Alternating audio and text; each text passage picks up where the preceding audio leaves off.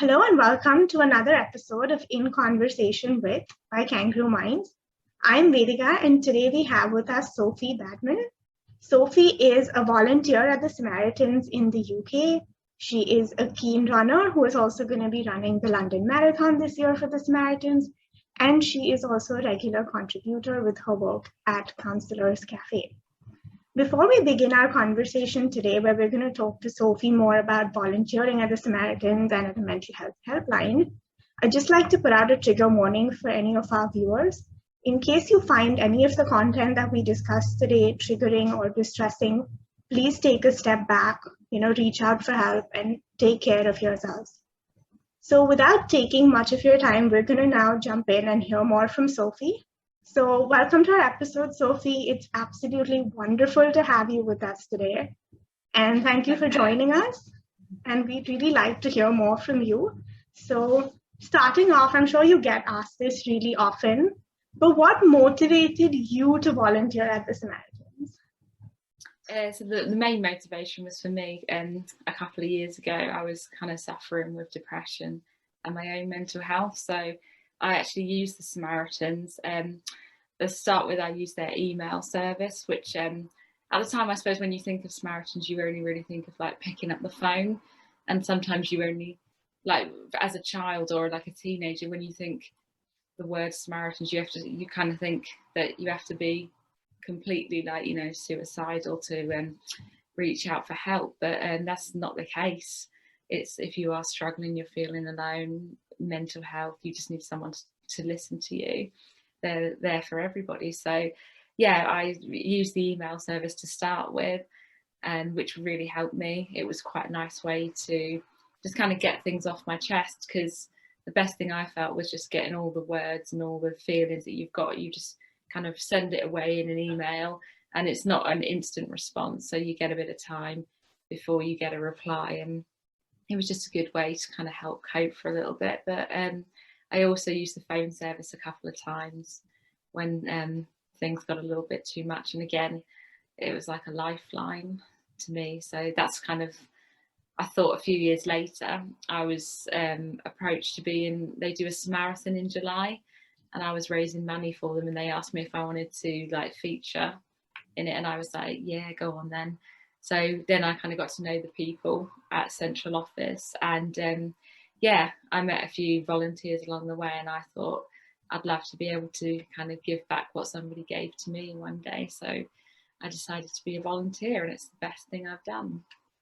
No, I think, that's absolutely wonderful and really brave of you to, share your story. And I think coming from that space of lived experience and of using the Samaritan service line, you kind of know that, the space that they come from, you firsthand benefited from their service, as a lot of us have, and it's just that space which the Samaritans sort of give you.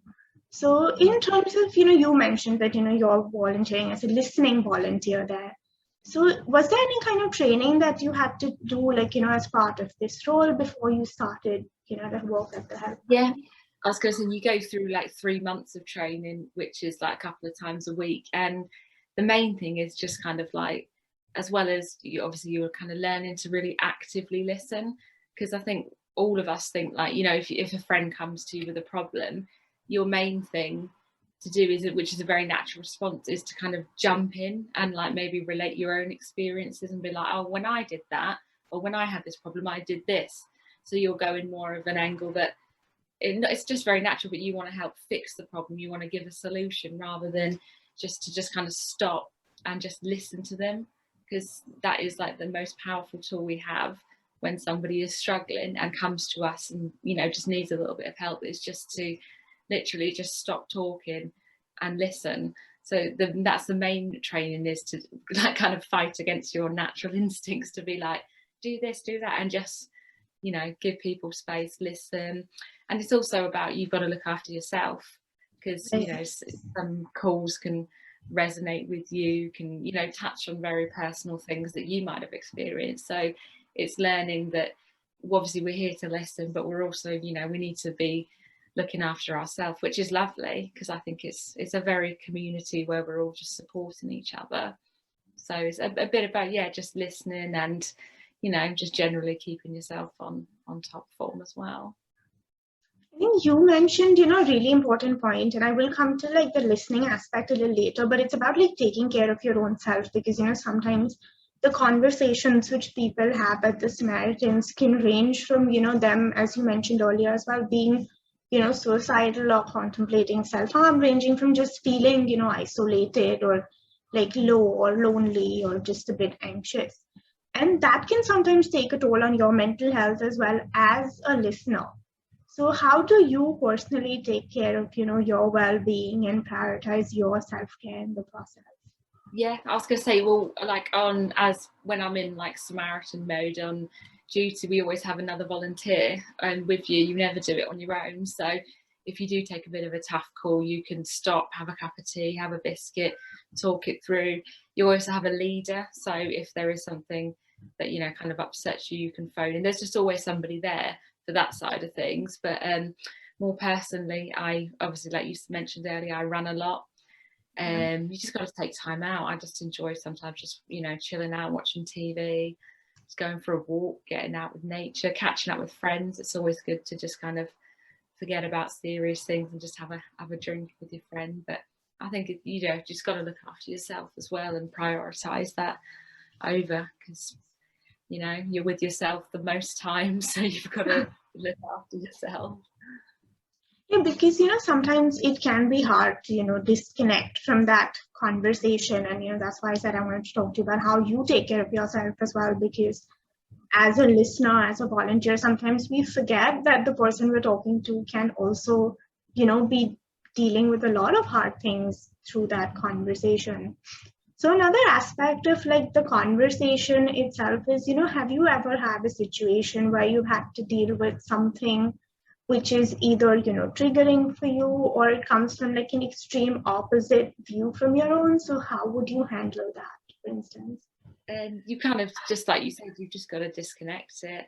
You just kind of think, I'm there for that person, kind of no matter what, at the end of the phone. And you almost just like leave your own personal anything, like, and just pop it in a box, and then you just pick up that box when you leave. So I can't say I ever have really, because I kind of just like, for that amount of time that I'm on the phone, it's just all about them, and you just kind of give it your all. So I haven't had a situation like that yet as a listener, but yeah, I just forget about myself really. I'm just more for that person for that amount of time that they need me on the phone. Right. So let's say for someone who's not familiar with, how the Samaritans work, what can you tell us a bit of, what can someone expect when they call in to the Samaritans? Yeah, so I was going to say, so when you pick up the phone, it's always a nice, like, gentle, like, Samaritans going to help you. And because when I personally like picked up the phone, I was obviously, as a caller, I was terrified. So sometimes you can be a bit, quiet, scared to start with. You don't get rushed. You just say, take your time. I'm here for you. You don't get pressured into talking about anything you're not ready for. It's very much you lead the conversation and we will walk alongside you. You tell us how much you want to talk, how much you want to, how little you want to. It's just about you for that, like, however long the call is. So there's absolutely no pressure to talk about anything you don't want to talk about. So it's just very much on your terms, because the first call I did, I probably didn't say as much as I wanted to, because you kind of, you're just getting a feel for it. But then the second, the third time I phoned, you get a little bit more you just get used to it, I guess. But yeah, it's very much your time. We're there to listen. Right. And I think, as you mentioned, just sort of adding is that, people can expect like an element of confidentiality when they call into the Samaritans. You'll be heard, there will be an empathetic person on the other line, and you'll sort of be validated in that process. Yeah. And, we know from a mental health perspective that one thing which makes a huge difference to people in distress is that, just having someone out there who will listen. And sometimes, that solves a huge amount of the problem that they're going through at that point. Just knowing that, okay, somebody cares about me enough to Yeah. listen to what I have to say and listen to what I'm going through without, like what you mentioned earlier, like someone who's not going to jump in and sort of try to fix it or be like, oh, I went through this, or get into that space. So how do you feel that, in our own capacity as individuals, we can be better listeners? I think it's just a moment. I think it is sometimes you just kind of need to just kind of stop talking and give somebody space. I mean, like you said, I'm 100% guilty before I kind of joined Samaritans of being that.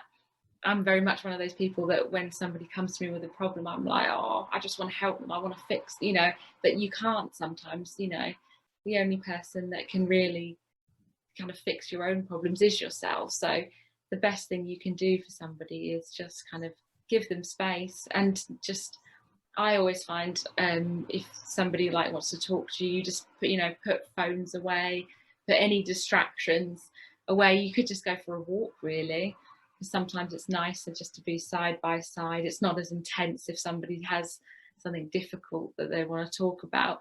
If you are kind of, face on, it can be quite like, oh, someone's judging me. But the best thing, you can do is just kind of just stop talking, just give them space and just allow them to just validate how they're feeling, because it can be tough and some people aren't always going to want to open up that easy. But literally listening is the most powerful tool that we have to help somebody when they're struggling. So I think you've shared a lot about, your experiences at the Samaritans and, how it's been along the way.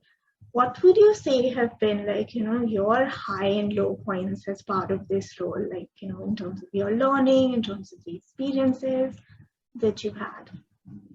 And I'd say the people I've met along the way has been the absolute highlight. You kind of go into this little community and everybody is just like really friendly. I've made like a few good, like amazing friends, and in the space of like a few months, you just almost become like best friends with people. And it's like, wow, I wasn't expect, you don't expect to feel like that close to people straight away. So that's definitely like the highlights. Can't think of anything that's really been, I'd say like obviously the training is challenging and it's not easy, because obviously you're going to touch on topics throughout the training because you've got to be prepared to hear anything. But I wouldn't say I have a low point, but obviously it's going to be challenging along the way. It's not going to be easy, but the kind of benefits and the rewards that you get from it is like just out of this world, really. So I'd say just it's challenging, but just the people are just amazing and I love it. So I wouldn't change it.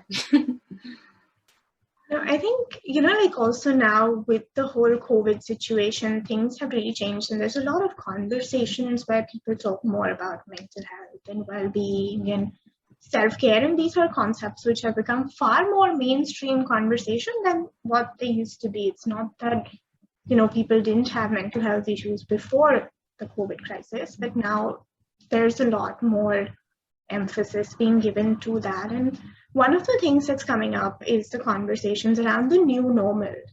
So when we talk about the whole new normal, like what is something you would like to see, which is like part of this whole new normal?